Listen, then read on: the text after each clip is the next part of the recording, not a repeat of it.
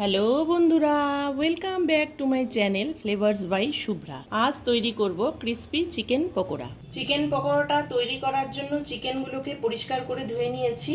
এখানে নিয়েছি আদা, রসুন আর কাঁচা লঙ্কার পেস্ট। এটা আমি দিয়ে দিচ্ছি।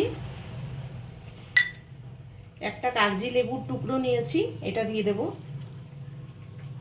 লেবুর গন্ধে চিকেনের গন্ধটা বেরোয় না। চিকেনের যে একটা আস্তা গন্ধ থাকে, লেবু দিলে সেটা পাওয়া যায় না। লবণ দিয়ে দিলাম,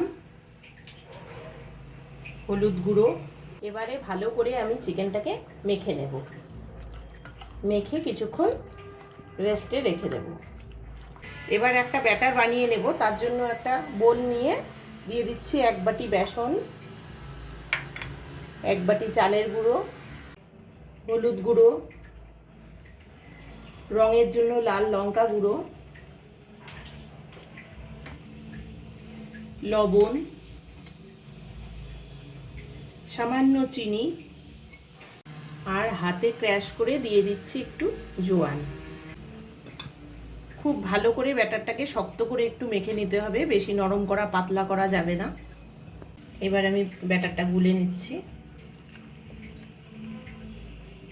ব্যাটারটাও আমি রেডি করে নিয়েছি। এবার আমার ভাজার পালা।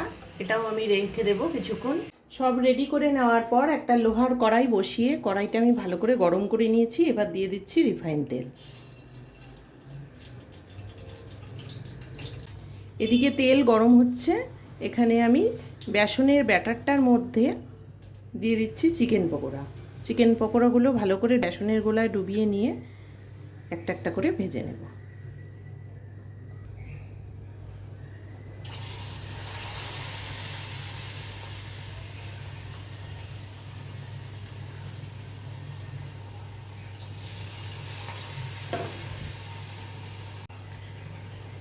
এই পকোড়াটা কিন্তু বেশি হাই হিটে ভাজা যাবে না, তাহলে ভেতরটা কাঁচা থেকে যাবে, ওপরটা পুড়ে যাবে।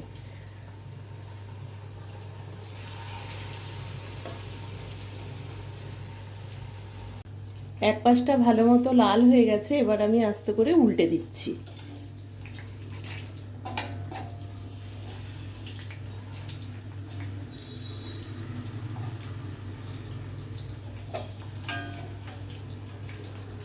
পকোড়াগুলো উল্টে নিয়েছি, লাল করে ভেজে নিতে হবে। এইভাবেই সব পকোড়াগুলো এক এক করে আমি ভেজে তুলব।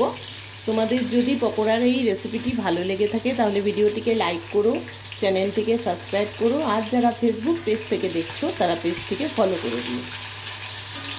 ভাজা হয়ে গেছে, এবার আমি তুলে নেব।